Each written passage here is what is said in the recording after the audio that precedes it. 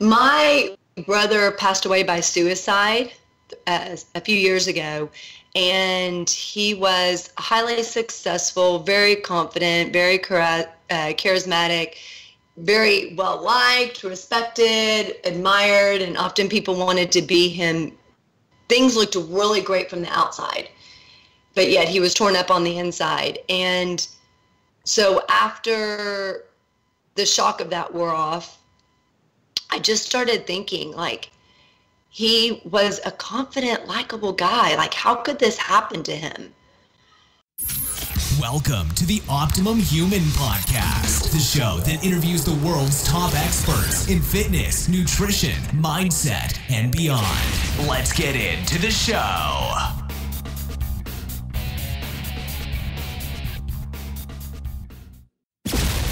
Thanks for listening to the Optimum Human Podcast. If you enjoyed the show, please remember to head on over to iTunes and give a 5-star rating and review, which will help spread the word to more awesome listeners just like you. Head on over to theoptimumhuman.com and subscribe to the free newsletter and get the Optimum Human's Blueprint to the Optimum Life. Download it instantly. Thanks for listening.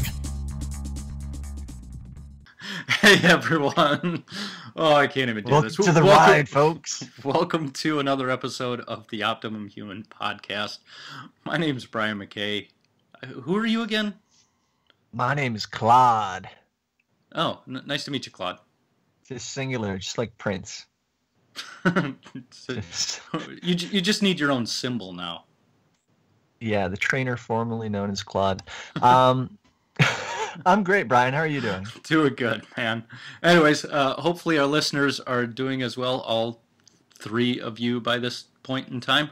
Hopefully our guest is still here too. Hopefully. So, anyways, got another amazing guest today, Miss Jessica Rector. How are you this morning? I am fabulous. How are you? Doing awesome. It's a beautiful, cool spring day.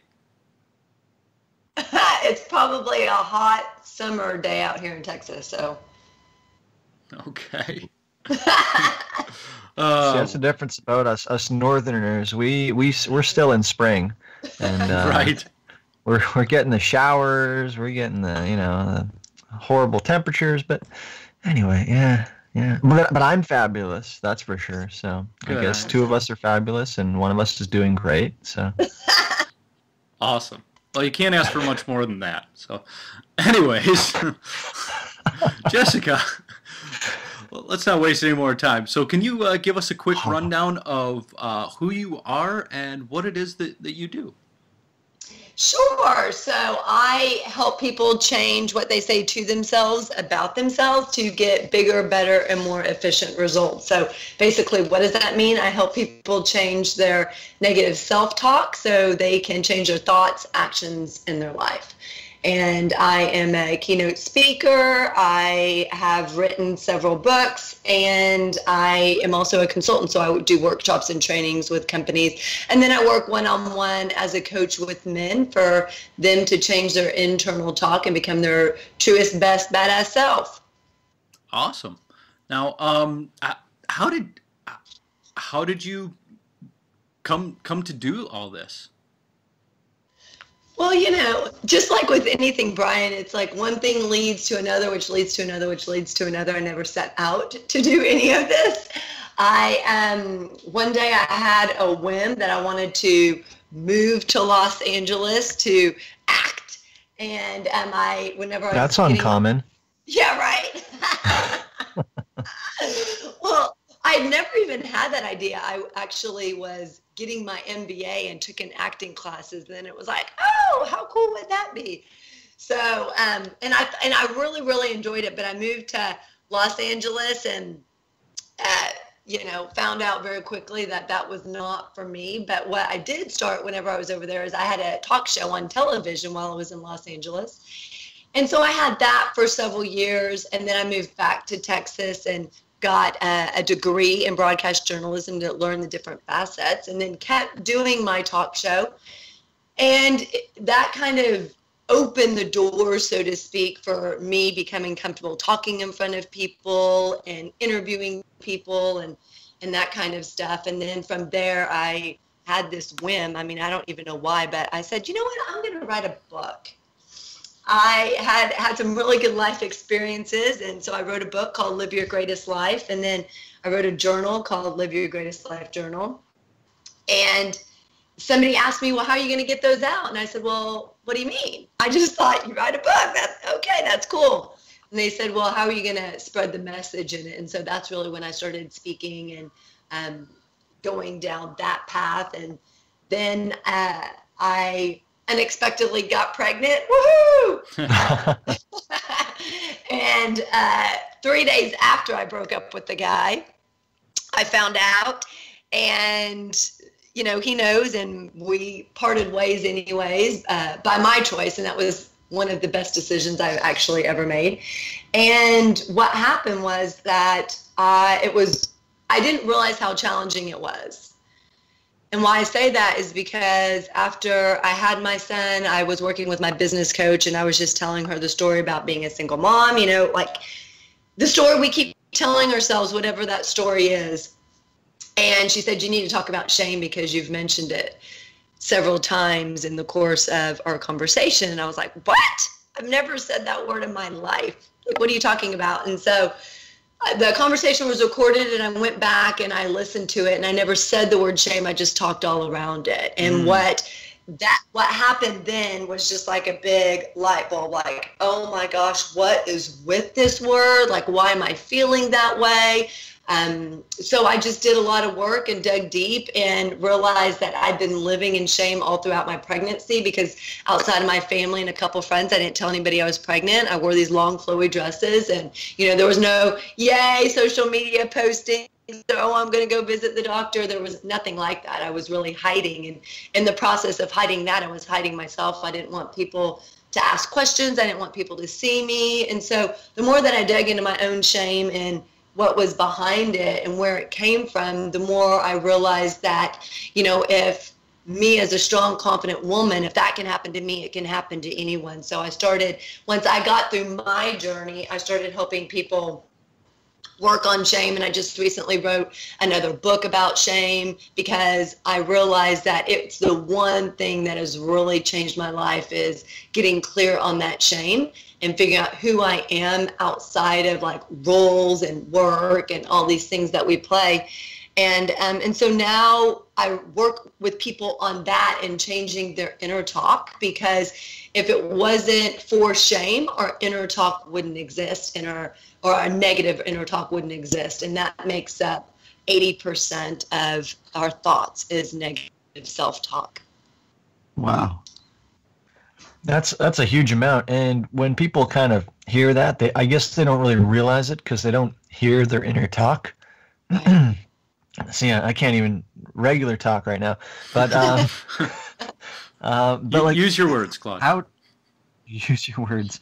So how do you get somebody to reflect on their inner talk? How do you kind of bring them about and say, hey, do you see what you're saying here? So there's a couple of ways that I do that. So one of the things, you know, so I ask certain questions, right? And one of my specialties is I can very easily pick up on things that, like if you're having a conversation with someone else, the other person wouldn't be able to pick up on. I can hone in on not what you're telling me, but what you're really not saying to me, like the words that you're not really using and the underlying meaning of the words that you are using. And so I know very specific questions to ask people. And for instance, I'll ask them certain questions and see how they respond, and then say, do you think, or is it fair to say, or how do you feel in this situation? What would happen if, you know, this situation happened? What would you immediately say? Because a lot of our inner talk, and I think this is kind of what you're saying, like a lot of what your negative inner talk is, you don't recognize you're even saying it because it's habitual, because that's what we've trained ourselves to do over the course of years, right? And so one of the things I do whenever when I speak is I start off and I don't even say a single word. I just, you know, gesture like I'm looking in the mirror. I show my quote unquote muscles. I flex.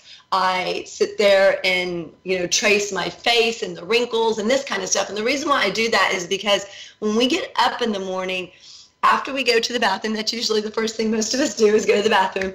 After we do that, what we do is we look in the mirror and we pick apart our wrinkles, or we sit there and say, man, I wish I had, more hair, or I wish I had bigger muscles, or I want, blah, blah, blah. And then that's how we start our day. And then we expect to go out and have a fabulous, amazing day. And it just doesn't work like that, right? And so it's that kind of stuff that we do so repeatedly, we don't even recognize we do. So the first thing is, just creating self-awareness into what we're doing. And because if we're not aware that we're even doing it, how are we going to stop doing it? That's right. That's huge. That's huge. And I noticed that in exercise too. People will be squatting incorrectly and they'll be loading on more weight and squatting incorrectly again. Yeah. And they don't notice what they're doing, right? And you can't fix something if you're not aware of it. So exactly. That's a very good point. And you keep doing, they would keep doing that same thing, right? Without knowing they were doing it wrong. And they're messing themselves up, their spine, their knees, and I'm just like, oh boy. Make it stop. Make it stop. It will eventually. Right. And that's the thing is we tend to need an outside opinion in any area of our life, whether it be, our exercise or our internal talk or, whatever it is to, really get to what's really going on, because we tend to be way too emotionally involved in our own stuff and we just can't see it. We're blind to our own shit. Right. Exactly. And generally that is not everybody's ready for that change, right? So like you'll have people that come to the gym and they're like, oh, I want to hear about personal training, and then they're like looking, they're like, wait, I'm gonna have to do what? I'm gonna have to do this. So how do you deal with those people, Jessica, or do generally people come to you already prepared to seek help? Normally people come to me already knowing that something's going on, something's wrong, they need a change. And because here's the thing, I also don't want to work with people who aren't ready. Mm-hmm. Like, I only have a select number of people that I work with, and I don't want something, just like in training, right? I don't want something more for you than you want it for yourself, because then it's never going to work. You're not going to do the work. You're not going to show up. You're not going to be prepared. When I ask you to do an exercise and I ask you, and then you come back the next time and I say, so what happened when you did that? Oh, I didn't do it. That doesn't work for me, because you're not going to get the results you want. And I don't want to work with someone who's not fully committed. That's just what I found that works best for me. It's really draining too for the practitioner. Mm-hmm.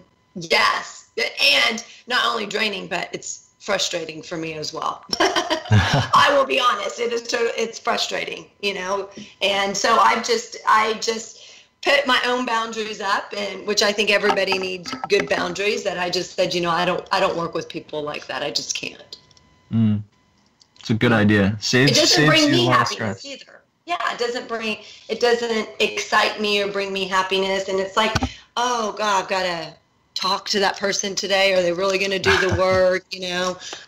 So one thing you'll find out is I'm very transparent and authentic. And so, and there's a lot of people out there who go to work and they're like, they dread it. They don't want to do it. And I just don't want that, being employed for myself. I just don't. And I'm at a place in my life that I don't need to, take on any client just to take on a client. It's a good place to be. And it's also good to know what works for you and what doesn't, right? Absolutely. So I'm kind of curious, when you started your company, this Man Thing, what was kind of the catalyst that helped you decide to go ahead and start that? My brother passed away by suicide a few years ago, and he was highly successful, very confident, very charismatic, very well liked, respected, admired, and often people wanted to be him things looked really great from the outside, but yet he was torn up on the inside. And so after the shock of that wore off, I just started thinking, like, he was a confident, likable guy. Like, how could this happen to him? And the more I thought about it, and I started doing research on it, and just on men and suicide and you know, the things that we don't want to think about researching, and we don't want to think that could actually happen to someone that we know or someone that we love. And so I just started looking a lot into that and found that statistics staggering. Suicide's the number 2 cause of death in males from 10 to 54 here in the United States. Number 1 cause of death in the UK. Number 1 cause of death in Australia.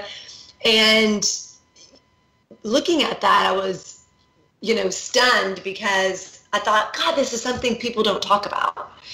And then the more research I did just on addiction, depression, suicide, and men, and they're epidemics and they're just not being addressed. But more so than that, I thought, what is it that I can do that can help men before they get to that point? And so I started interviewing hundreds of men, started finding out what their challenges are, what their issues are, what they struggle with, and found that as much as we're all individuals, we're all really, really similar too. And especially pertaining to men, a lot of them, no matter, you know, your class, no matter how much money you make, no matter your race, deal with a lot of the same issues. And so it all started because one of the common threads that I found in men is that they don't feel like they have a really great safe space where they can go and talk about what's going on with them. Like, not what the world wants to see, not what society wants to hear, but what's really going on. And for them to be okay with sharing that, for them to be okay with being authentic, with them to be okay with having problems and issues and challenges and being able to verbalize them. And so I created this man thing to help men, because what I realized also as a single mom to a little boy is that, you know, we teach boys not to cry, to, you know, be a big boy, to be tough and strong, but yet we want men and expect men to be able to feel, process, and express their emotions, but we don't teach them how to do that. And so there's a disconnect. And yet men, we want men to be able to communicate. We want men, you know, that's one of the biggest things, is that men don't not only communicate, but they don't express their emotions. They bottle it up, and then they become ticking time bombs, right? And so I did it to help men be able to not only have that safe place, but so they can 100% be themselves and not be who society expects them to be or their parents want them to be, trying to live up to others' expectations or standards, but to really, for them to peel back the layer and say, this is who I am and I'm okay with that. And you can either like me, great, or if you don't like me, great. But I think a lot of times we don't give men permission to be themselves. Men are too busy climbing the corporate ladder because that's what is expected of them, or making a certain amount of money, you know, defining themselves by success. And then they start recognizing that and labeling themselves as that, as opposed to who they really are. Like, I am, you know, John Smith. Well, who is John Smith? When I ask men who they are at their core, they don't know, because they're not many times given permission to find out who they are outside of their roles and in their job. It's true. I mean, yeah, growing up, boys don't cry, right? And we don't show our emotions, and we don't do this, we don't do that, and you know, it's kind of like we're expected to be robots at one side, but then we're also supposed to be deep and reflective, and so it's quite a contrast. And people don't generally talk about it because they think, oh, he's a guy, he'll be fine, right? But no, not all of us are. Yeah, it really is. Sorry, go ahead. No, I was just gonna say, the thing is, I hate about that kind of language is, oh, he's a guy, boys will be boys, or whatever. It like shames it shames men, boys, males into, okay, well, then I shouldn't be vulnerable. Then I shouldn't feel. Then I shouldn't show these emotions. And then, you know, as boys grow up and they're shamed into believing emotions are bad, then they don't want to express their emotions, right? Because they know the ramifications. They'll get called weak, they'll get called a wimp, they'll get called the ever dreaded P word that no male wants to be called. They'll get bullied at school, so then it leads them to believe that emotions are bad. Emotions are things to stay away from. And so their go-to emotion when they grow up tends to be anger, because that's the only quote unquote acceptable emotion, you know, because that's a big, tough, strong emotion. Mm-hmm. That's true. Yeah, Sorry, Brian, you were I was going to say, it really is a social disease that we have. It's this cultural thing that just, it doesn't serve anybody. I mean, you know, we end up having to hold all our sadness and our fear and whatever else in. And yeah, absolutely, it gets expressed as anger, but when we really look underneath the anger, there's, you know, it's usually the fear, the shame, the sadness, all of that. And we wonder why we have so many issues with, you know, violence and hatred and, you know, whatever else in society these days. That's exactly true. And a lot of men that I talk to will recognize that they're sad, but then they get mad at themselves because they're sad. Or they recognize they're disappointed or scared or worried, but then they get mad at themselves. So like you're saying, so then it turns to anger because they're mad that they're sad or disappointed or worried because they feel like they shouldn't feel that way because they've never given themselves permission to feel that way. Yeah, absolutely. Now, what would be like one tip that you might, you know, give somebody that they could do themselves to kind of work through that? Well, just like with anything, it all starts with awareness, right? Like being aware that they're, like if you're talking specifically that they're mad, that they're feeling these different emotions that they don't think are acceptable, it's awareness is the first step. And then what the things that I go through in my book is I talk, and it works for a lot of different things, but I specifically talk about it in relation to shame. But it works if you're dealing with fear as well, or other array of emotions. Is, you know, it's about recognizing that you have it, you know, saying we'll use sad as an example, saying I am sad, verbalizing it to yourself that you're sad and not shying away from it. And there's power in that. It may sound cheesy or woo-woo to be like, okay, Jessica, I am sad. What is that going to do for me? But it's about embracing that emotion, recognizing you have it, and then embracing it. It's very powerful, as opposed to pushing it away or pushing it down or going and numbing yourself. Let me have another drink so I don't feel it. But there's power in embracing it. Excuse me. So that's the first thing I would share with them to do. And then once you do that, there's a process, and part of the process is also sharing it with someone else, which is a really big step, like finding someone who's safe and sharing it with them. Because once you say it out loud, once you say it to someone else, you can't take it back. And that's part of the scary thing, but it's also the thing that you need to do in order to liberate yourself, in order to free yourself. And that's really what the process is about, because when we're not expressing our emotions, when we're not processing, understanding, and expressing our emotions, they're keeping us caged.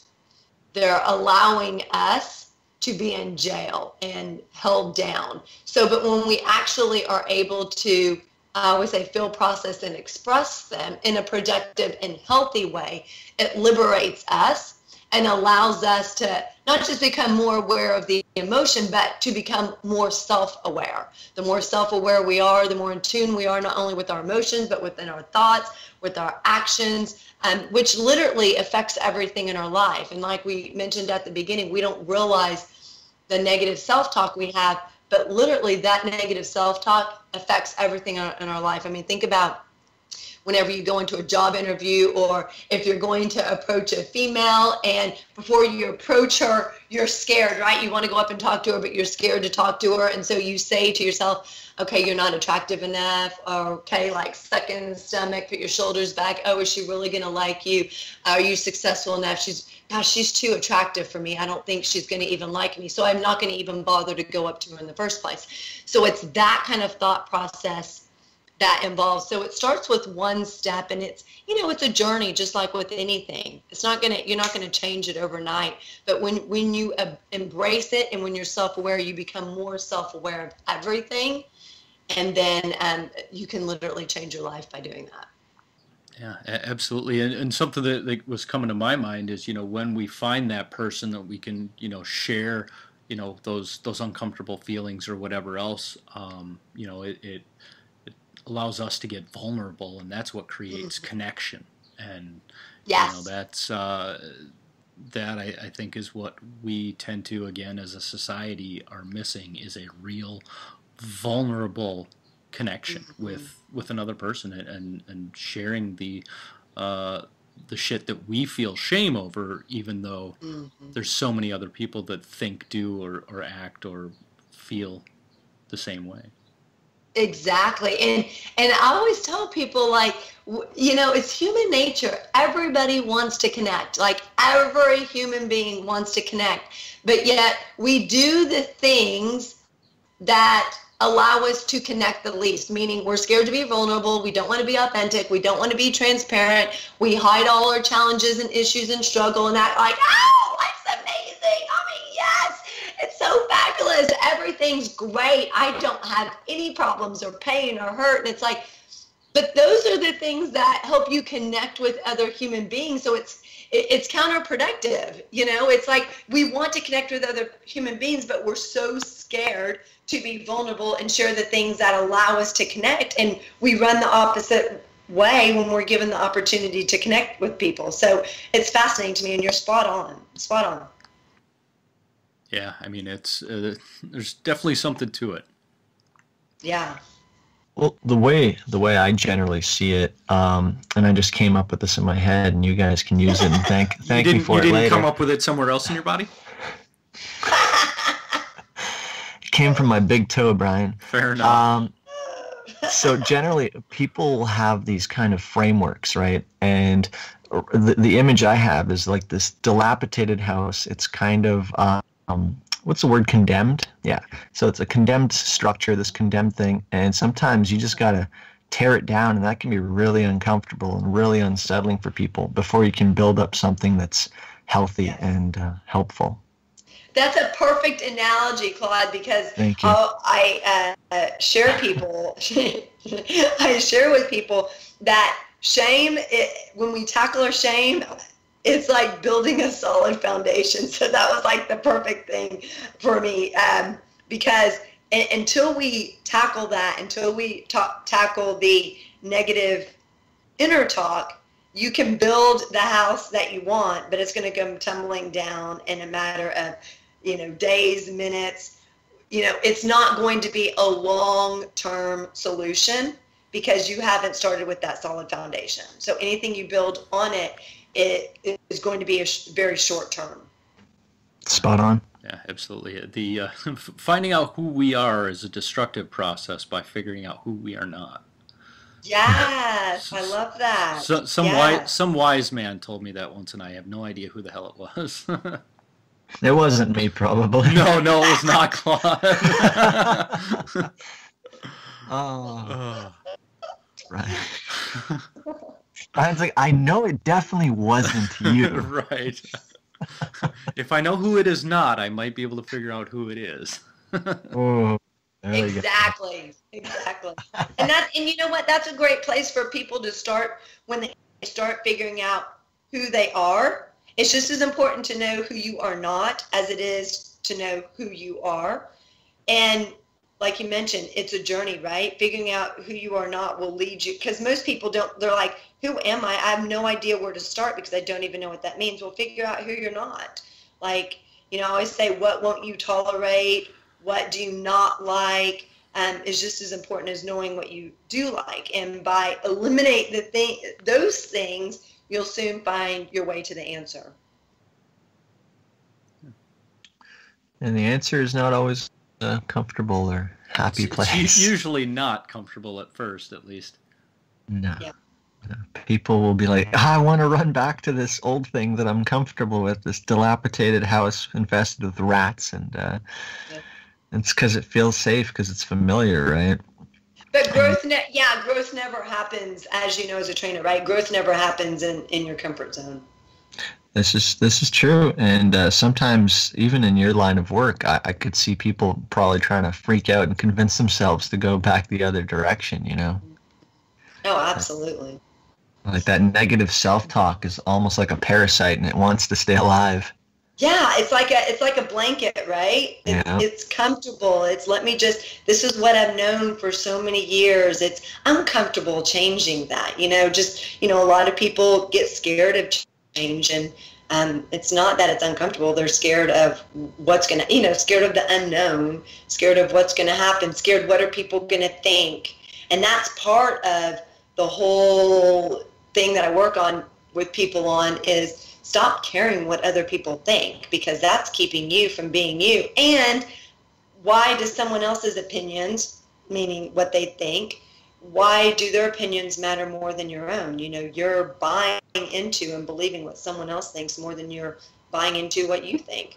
That's an issue. That's a problem. That's true. And I think we did talk about this in a previous podcast too, but generally the things that we say to ourselves, we would never say to another person, even somebody we hate, even enemies, right?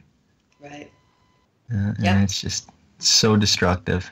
And have you heard of The Power of Now by Eckhart Tolle or Tolle or whatever? Mm-hmm. Yeah. So it reminds me of the whole kind of pain body idea, where there's this almost like this creature living inside you and trying to you should get that looked at.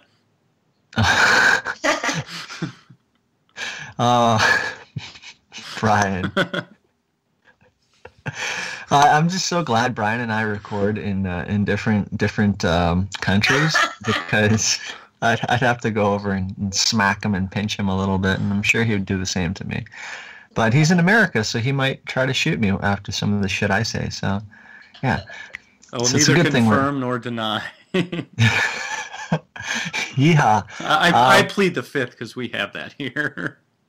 Yeah, we don't really have any freedoms in Canada, unfortunately, but just freedom of free healthcare. Anyway, so this pain body, it's this thing that we create and we grow it, and to escape from it is it's difficult, and to be able to have somebody to talk to and that's safe is really important.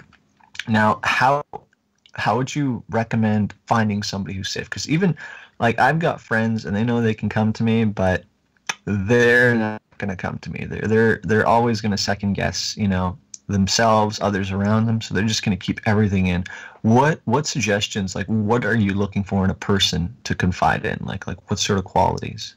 So let me ask you, Cloud, why is that?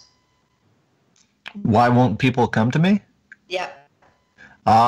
That's a good question. Sometimes they do, right? But generally it's their own limiting factors, right? Right. So there's a couple of things. So, and it's interesting because I think it's, one of the many things that are different between men and women, that women have a lot easier time going up and sharing that kind of stuff with girlfriends, right? Mm-hmm. Because we've been conditioned that it's okay. Like, it's okay for us to cry. It's okay for us to be sad. It's okay for us to share, even though sometimes it's hard. We still know we can go up to a girlfriend and do it. With men, it's a totally different ballgame because they've been conditioned different, like what we mentioned earlier, right? Mm-hmm. So a lot of men will tell me one of two things: that A, they don't have a lot of close friends, so they don't have anyone really to share things with, or B, they have friends that they've known for 20 years or 10 years, but they would never go up and share that information. And so I've asked them, okay, well, why is that? Well, we just don't. I mean, they know all kinds of stuff about me, but I wouldn't share that kind of information with them. And here's the challenge with that. If these are really your friends that you've known for 10 years, 20 years, or even 2 years, right? If they're really your friends, why would you not share that information with them? Because they're scared of what the other person's going to say or think or do, right? It brings them back to, oh my gosh, am I going to get beat up in the playground, right? And I don't say that blasé. I'm being serious, because that is what happens in the playground with boys, right? They can easily get bullied if they show too much emotion. Oh yeah, and sorry to cut you off, but it's definitely a norm of kind of guy relationships where we don't really talk about that stuff. We don't think it's okay to talk about that stuff, you know. And if you do, the fear is you're gonna weird out your guy friends, and they're gonna be like, "Fuck, this guy's weird talking about all this emotional stuff," and they're just gonna kind of back away, and all of a sudden you're gonna not even be bullied. You're gonna be alone. So, which is maybe even worse than being bullied, right? Yeah, I think so. But here's the question that just sparked when you said that is, then are they really your friends? That's a good question. Because here's the thing, if they were really your friends, you should be able to say that. But here again is where I think part of the challenge comes in, is the conditioning that we have in boys, and what needs to change in our society is changing, you know, how we condition boys relating in regards to emotions, right? But men who've already been conditioned that way, that's one of the reasons why I'm so passionate about working with men, is for them to change that thought process. And here's the thing, it only takes one guy to do it. Right? It just takes one guy. And so if a man came to me and said, Jessica, you know, I have these friends that I've known, and I do feel like they're my friends, well, then what would it take to change in you? What would it take in you to change in order to actually go up and share that with him? What would it take? That's a great question. And I definitely think, you know, it takes two to tango, right? So it's just like going up to some pretty girl or whatever. If you psych yourself out of it, you might never even know how that person, you know, will react. Exactly. And here's also, like, get out of your head and take action. The more we think about things, the less likely we are to do those things, right? Especially something as challenging as being vulnerable. The more we think about it, I mean, you know, we play the whole scenario out in our heads. Okay, I'm going to say this, he's going to say this, I'm going to say this, he's going to say this. Oh my gosh, well, what if I say this? And then he says, what are you? What? I don't want to hear this. Don't talk to me about that. Oh, like, are you a loser for telling me that? Like, all that kind of stuff. The more you think about it, the less likely you are to actually do it. So I always tell people, don't think about what you're going to say, just actually go up and say. And here's the thing, whenever I started really, you know, diving into my shame, I was like, you know what, I need to tell people that I'm like, you know, whenever I was pregnant, I started coming out at about 8 months, because it became a lot harder to hide it at 8 months. It wasn't like 3 months, right? And so I said, well, how am I gonna start doing this? And so I literally didn't even know the person. I was at an event, went up to a complete stranger, introduced myself. She told me her name, and I said, I'm about to be a single mom. Didn't even know this person. Oh my gosh, I was raised by a single mom. So what happens is, when we are vulnerable, no matter how scary it is, when we're vulnerable, it gives the other person permission to be vulnerable. But most of the time, it takes us being courageous to lead that charge of vulnerability. So if you're going to wait for your buddy to be vulnerable first, you may be waiting forever, right? But if you are vulnerable first, maybe that's the exact thing that he needed, because he needs to share something that's going on in his life that's eating him up inside. And so sometimes most times we have to be the one that leads that vulnerability battle, so to speak. You know, think of like Braveheart going into battle. We have to lead that charge. in order to get somebody else to be vulnerable as well. And here's the thing, like maybe your buddy, or you've been told, or he's been acting different, and you don't want to say, hey, what's going on? But you want to see if he's okay. Instead of saying, hey, are you okay? So you'll probably be met with, yeah, why? You share something to show your vulnerability first. You share something, you peel back a layer and tell him something first in hopes that he'll do the same thing, because you recognize something has changed in him and you want to know what's going on. It's also a great way to get people to open up to you, but they need someone else to do it first. That is amazing. That is awesome. To me, the mental image of kind of like lowering this drawbridge, or just the opening of a bridge, right? So there can be communication. That's what came to mind when you were talking. Yeah. Wow, that's a really powerful image. Yeah, I dig it. So one of the things that I was coming to my mind was, when we're on the other side, when somebody is bringing something difficult to us, at least for me, when I'm taking something to somebody else, like usually I just want them to listen and acknowledge my experience. And usually the thing that I don't want is to be told what I should do, what I should feel, and basically not acknowledging what my present experience is. And I think, at least for me, that's why I tend to not take things to people, is because I know that somebody's going to tell me what I should or shouldn't, do, feel, act, think, whatever. Yeah, don't come to me with that shit, Brian. I'll tell you solutions. Don't worry, I don't. Yes, you know what? That's the thing. Like, I notice, and maybe this is sexist, maybe this is just correct, but if I'm going to speak to a woman about my issues, she'll just listen and she'll be like, oh, I'm sorry to hear that, and so on and so forth. The guy's going to be like, all right, here's what you need to do. So like, and when women are speaking to me, they're like, oh, like blah, blah, blah, my boss is an asshole. And I'm just like, all right, listen, here's what you need to do.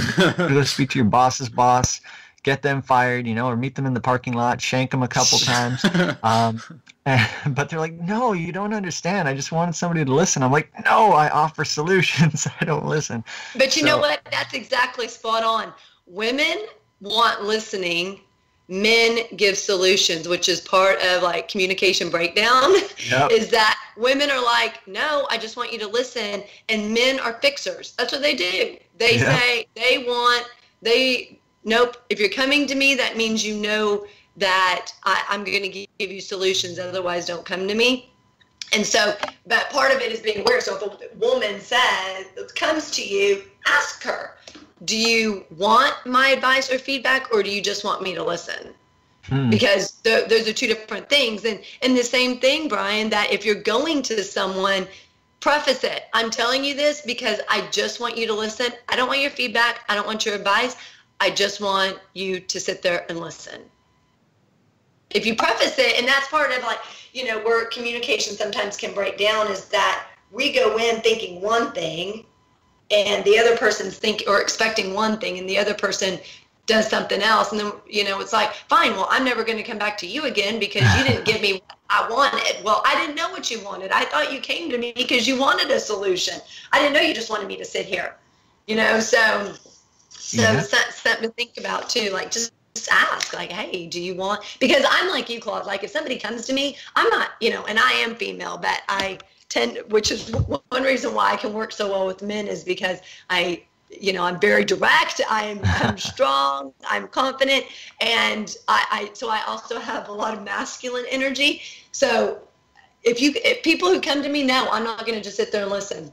I'm going to say, hey, you can do this, this is what this means, blah, blah. Like, otherwise, if you want me to listen, you need to preface it, because I'm not thinking that's what you're wanting coming to me. Yeah, it's true. And what do they say? The road to hell is paved with good intentions. Yeah. So somebody will think that they're trying to help, or like, let's say if I'm speaking to somebody and I'm looking for solutions and they're like, oh, that sucks. And I'm like, well, that was helpful. Thanks. Yes, I'm the same way. I'm like, Yeah. that doesn't help me at all. Like, I need a solution. I'm not coming to you just for you to listen. I'm asking. I can talk to myself if I need someone to listen. You know, I want a solution. I'm the same way. I need some advice, right? And depending on the situation, you may need just somebody to listen, you know, you may need to just vent. So you're right. Prefacing it is, I think, so important, and just kind of being like, hey, this is the type of communication I'm looking for today. Can you help me out? Yeah. And also, you know, and no matter what type of communication is, I think we all need to be more in tune and in sync with meeting people with compassion and empathy. And a lot of times what happens also, specifically with men, is that when they do, for instance, in a man-woman relationship, like when men go and talk to their spouse or girlfriend or whomever about something that they're feeling or something they're wanting to do, and they're met with, wait, I don't like that idea, or who do you think you are that you're going to try that, or, you know, you want to switch jobs, how are you going to keep this roof over our house? You know, I mean, that's pretty direct, but Oh yeah. women sometimes can be just like that, right? Or if it's even like, what? I don't get that. What does that mean? You know, stuff like that women can easily say. What that says to the man is, great, that's not the reaction I was wanting. I was not met with compassion and empathy or understanding, so I will not do that again. I will put back up those walls. I will not share that this is my dream, or this is what I'm wanting, or this is how I'm feeling, because if that's how I'm met, I don't like that reaction, so I won't do it again. Lesson learned. And then the walls go back up. And then what's it going to take for those walls to come back down? And so, you know, we all need to be more aware of how to meet people with understanding, compassion, and empathy. Even if we don't get it or we don't agree, we still need to be able to keep that line of communication open, because when we're met with, when people are met with objection, when people are met with dislike or you know, distaste, but that's not the word I'm looking for. But then they don't want to do it again because it's rejection and it hurts and it feels painful. And so they say, well, no, especially with men, because they're not used to being vulnerable. They're not taught that vulnerability is okay. So, and then when they do it and they're not met with compassion and empathy, it's that much harder for them to do it again. They stay away from it. It's so true. And you know what? And that kind of came up before, and I could see somebody reaching out to a friend, and this could be man or woman reaching out to a guy friend or a girlfriend, and that person kind of rejecting them, right? And then you're like, wow, this person is like not my friend. And then you start to question yourself. You start to question the people around you. Mm-hmm. And for me, I'm kind of glad I'm a guy, because from what I've seen in some female to female relationships, the kind of level of cattiness and the level of like gossip, like, oh my God, you'll never guess what Jessica told me, like, and then all of a sudden you are, you know, a show for other people to kind of discuss. And like, so I'm kind of glad guys are sheltered from that, but at the same time, it's such a complex situation, right? So that's why I asked you that question about finding safe people. And I do think if people are shitty like that, if they're not going to listen or they're not going to kind of try and support you, then it's better that you found that out and that they're not part of your life anymore. Absolutely. And going back on, you know, finding that safe place, I don't even know if I ever fully answered that question, but looking for, if you don't have the safe place, a great place to start looking is getting more involved, whether it's community, church, volunteering, going on meetup.com and getting involved in different activities, finding out if there's different men's groups around, because usually if there's some type of men's group around, it's going to be a safe place, meaning that they should be kind of on task and on par with different things, like going out and doing activities that men like, but also being involved in the vulnerability emotional side, like the whole kind of encompassing thing. So that's, and you can find some of those on, like I said, meetup.com, but also like if you get involved in churches, community projects, volunteer projects, anything like that, where men start to become a little more self-aware, that those are great places to start to find those good friends that you can open up to. And I mean, just like with anything, you don't want to go up to them on the first day and say, hey, this is me. Let me just share all these, deep things I've never shared with anybody or that I've kept hidden for 20 years. But when you start to develop the friendship, then it becomes that safe place. But a lot of times guys don't have that kind of friend that they feel confident and secure enough to share it with. And so I'd also question, if that's the case, how good of a friend is that person really? That's true. And I do like your suggestion, it's finding a place where the channels are already open for communication, where people are kind of exposed to that mindset and that framework already. So it's really good. Yeah. Brian, sir, do you have any thoughts? I mean, about 60,000 a day, actually. Really? But this has been like an awesome conversation. I was going to jump right into the wrap-up, Claude. Do you have anything else that you wanted to ask? No, I just wanted to say, Brian, if you do want to come to me with anything, just preface it. Just say, hey, Claude, I just want you to listen. Because otherwise, I will spit solutions at you so fast, you're going to be like, fuck, man, I shouldn't have said anything. Fair enough. All right. I appreciate that forewarning. Yeah, well. There you go. See, look what just happened. Yay. Yeah. Now I just kind of want to kiss Brian on the cheek and give him a big hug. All right. And anyway, getting into the wrap-up, now I feel uncomfortable.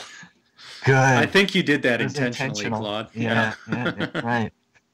So, Jessica, what is something that you disagree with other professionals in your field that others generally agree on? Well, a lot of people who work with men are men, and so I've gotten a lot of backlash that a woman working with men is doesn't work, basically, and so I don't agree, obviously, that that's the case.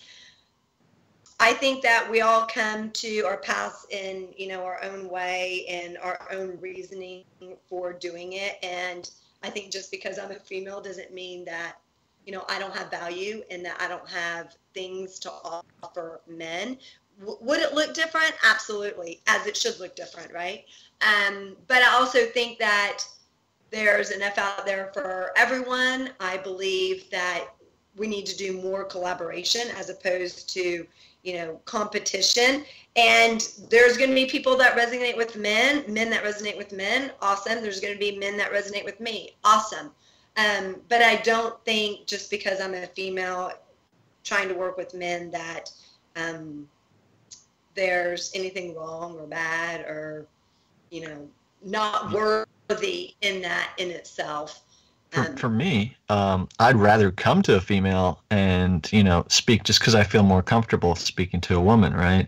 But it's such a fallacy of an argument, right? It's kind of like saying Brian and I can't train a 64-year-old lady because we're not 64-year-old ladies. It just doesn't make sense. We know the frameworks. We know how to help people. And that it goes across the board. So just because we're not exactly our client doesn't mean that, all of a sudden we're discredited. It's such a silly place to come from. I know. I hear it. I unfortunately hear it quite a lot. And when I hear it, I always say, and those are the exact men who need me are the ones who are saying it. That's true. They just haven't realized it yet. Exactly. Yeah. Perfect. Now, if you had to rescue 3 books from a fire, books or resources, what would they be? First one would absolutely be Daring Greatly by Brene Brown. Okay. It was the one that really got me on my path of uncovering my huge amounts of living in shame. Another one would be solely, so I've been reading a lot of books pertaining to working with men and the issues that men face. So the next two books will be more along that line. One of them is No More Mr. Nice Guy. It was, and here's the thing, as a female, it was an eye-opener even to me as a female. And I wholly believe in us as a society empowering men to stand in their power, to not give away their power to females. I feel like the pendulum had, back in the 50s was all about men, and now it's like totally switched to all about women and empowering women. And I think that we disempower men a lot of times, and boys, when we do that, when everything becomes about women and girls. And I think we need to get more in the center of, we don't have to, in order to empower women, we don't have to disempower men. Oh yeah, so, right there. That's it, right on the money. That's a great quote. That's tweetable, Jessica. Oh, thank you. And I think that what we're doing these days is quite frankly doing that. It's all about women. If you look just on social media, there's so many, in real life, there's so many women's groups and everything about women. And I'm like, okay, well, what happened to men? And yet, if a man has a men's group, it's like, oh, that's discrimination. No, it's not, because women have women's groups all the time. And so I'm very passionate about, as you might be able to tell, but I'm very passionate about empowering men to be themselves, to stand in their power, to not give away that power, and to be the confident men that they are. And I think a lot of times men, cater to women. They want to please women. They want to put their wife up on a pedestal and call her queen. And no. Because that takes away a man's power. And I think both men and women can have equal power. So No More Mr. Nice Guy is really about, sorry, I just totally got off on, I just went on a soapbox about that. But I was like, that's a hot button of mine. But No More Mr. Nice Guy is really about, all the nice guys out there, or like I say, yes men. It's about them.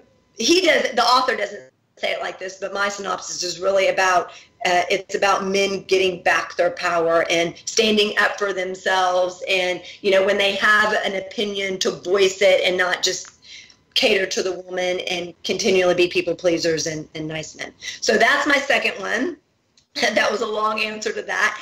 And then my third one is the subtle art of not giving a F use.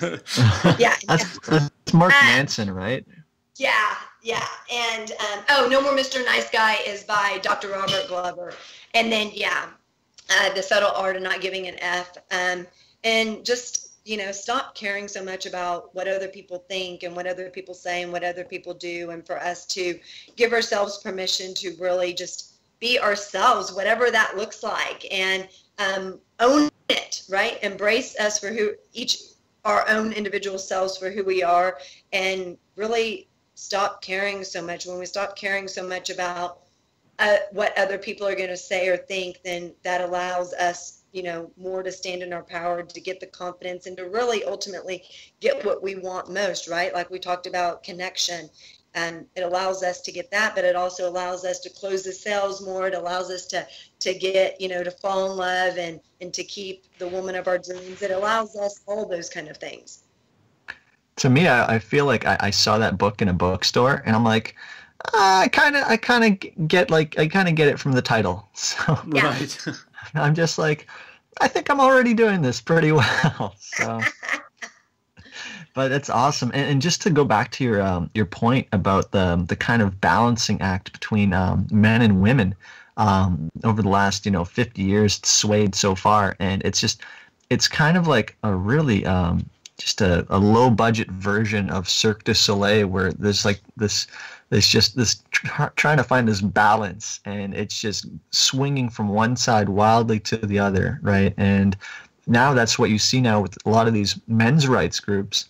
Some of them are extremists, right? And it's and that's creating extremist feminist groups. And it's just, I'm looking at it and I'm just like, why can't people just meet in the middle? It's so nutty. Yeah. Dogma of the day. Avoid all dogma of the day. Avoid all extremes, which seems a little bit extreme to me, but you know. It's crazy, but I also hear a lot of things where, like in divorce, that the women gets everything, and I mean, I've heard so many times how men get screwed in divorces, and just I feel like society has gone completely the other way, and it's almost to the extent that it's punishing men now for what our great grandparents did 50 years ago. And so I think it serves everyone, men, women, children, to get back centered and focus on both genders and not just sway so much one way or the other, empower everybody. Mm. There's enough to go around. Yeah, absolutely. And that just reminded me, and it kind of brought this forth, is I think the main reason these guys are telling you, you shouldn't work with guys because you're not a guy, is because they're scared. They're not sure themselves, right? Like they're all of a sudden you're a super threat. So it's that, I think that's where that's coming from, a place of fear. So I think you should take that as a compliment, Jessica. Thank you. Super threat. I've never thought of it that way, but okay, that you may have a point. Okay. I try once in a while. I'll take it as a compliment. I'm actually curious. Do you get more like negative feedback from women or men, or is it 50-50? You know what? That's interesting. I have had some women, surprisingly, women that actually know me say, I would never send my husband to you. Cool. Because look at you. And I'm like, I don't even really know how to take that. Okay, is that supposed to be like a compliment that I look good, or because it really feels like an insult? So, I've had people, and, I've had women tell me I dress, obviously everybody thinks they dress nice, right? But I dress very professionally. I don't wear like low cut things, or I don't wear like revealing things. But I've had women tell me that I need to wear pants and not dresses working with men, because men are just going to want one thing. And I'm like, okay, like things like that I just would never think about, because, I'm a professional. I'm not thinking about that at all. If he's wanting that, he's like, we're not going to work together. It's quite simply, that's not what I'm in it for. And so I've had women tell me things like that, but I also get men that tell me that, basically, why are you doing that? Like, you can't help men be better men. And I'm like, let me be very clear. I'm not helping men be better men. Like, I'm not telling them how to be a man. I'm, helping them change the things that are holding them back so they can just be better versions of themselves. So, to answer your question, I probably, thinking of it like that, I probably get a little bit more from men, but I still hear certain things from women. But the bottom line is the things that I hear from women are all about their insecurities. That's kind of where my question was coming from. Yeah. But even I think the stuff you get from guys, like I was saying, is also from insecurity, right? Because if I'm in the same field and, all of a sudden, women are generally seen as more nurturing and, more caring. And if you've got the same skill set as me, I'm going to be like, oh man, I'm in trouble here. Let me try and find something to grasp onto so I can at least retain some sort of sense of self-value. Interesting. But, yeah. I do have a lot of, I wouldn't say a lot, but I do have several male supporters in the same industry as well. But, I do have some haters, but that's okay too. If you don't have haters, it means you're not doing it something. Right. Yeah, exactly. Right? Yeah. So, Jessica, who is the first person that comes to mind, or what is your definition of the optimum human?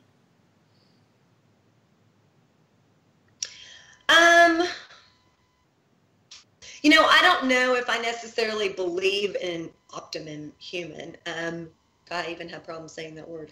She's calling us not optimum humans, Brian. Wouldn't be the first time. Because because what happens when you get to that point of, get to that like peak level, because I just think that is like, saying the optimum human is just kind of like,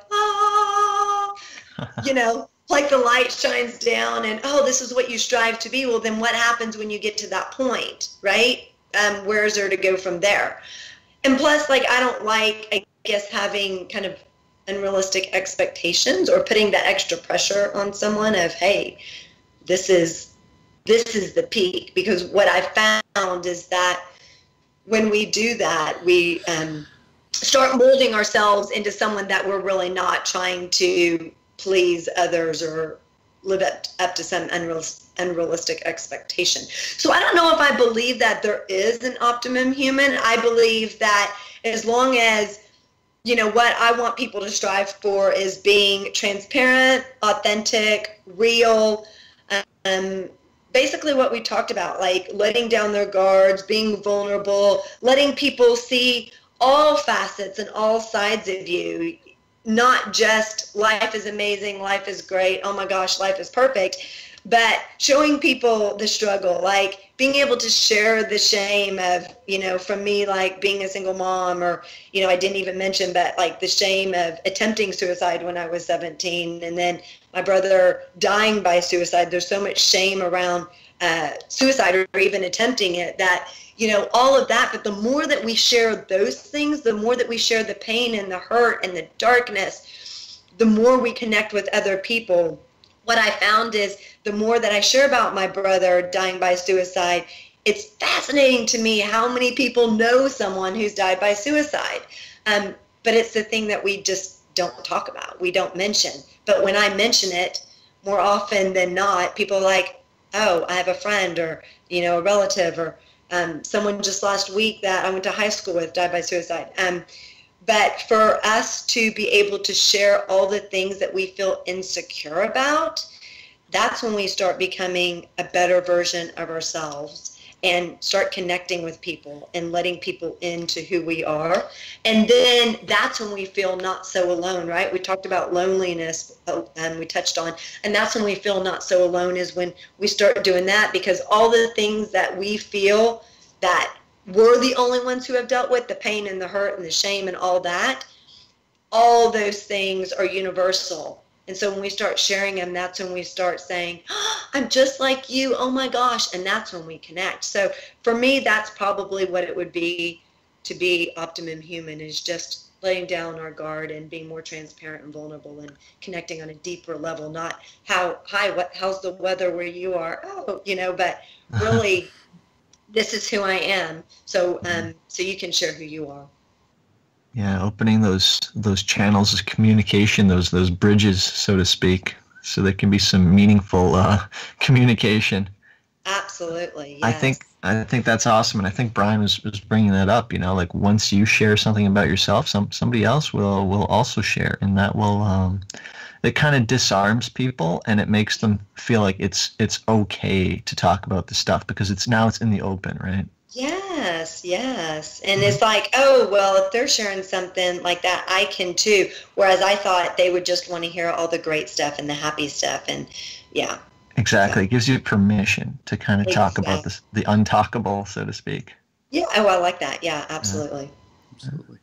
Now, who would you want to hear on the Optimum Human podcast, and what would you want to ask them or hear them talk about? I mean, I would love for you to have Brene Brown on there.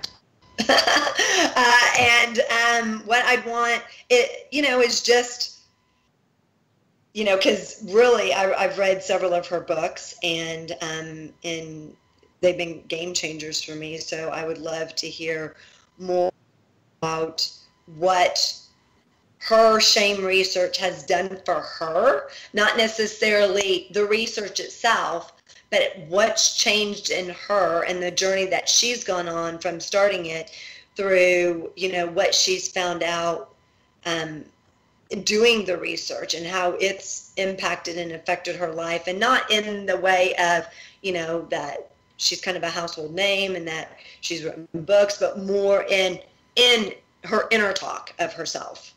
I love it. Love it. Yeah, we'll definitely have to reach out to her. We'll see. Yeah. Anything is possible. Absolutely. So, Jessica, where can our listeners find out more about you, the Man Thing, your books? Give us the rundown. You can find me at jessicarector.com. That is, more about my speaking, workshops, training. That's more about the work, the inner communication. You can sign up for my free opt-in to get the BS quote book, which are the best quotes, life lessons, inspiration from my book, Breaking the Silence, Taking the Out of Shame. You can get that absolutely free. You just pay for shipping on jessicarector.com, and you'll also get a bunch of strategies for changing that negative internal talk. And then you can also find me at thismanthing.com, and I have an opt-in for that too. This Man Thing quote book, which is by men, for men, and about men. There is feedback from men who are in our This Man Thing Facebook group, and you can join that as well under thismanthing.com/groups. And you can also find out what we're doing through This Man Thing at thismanthing.com. Beautiful.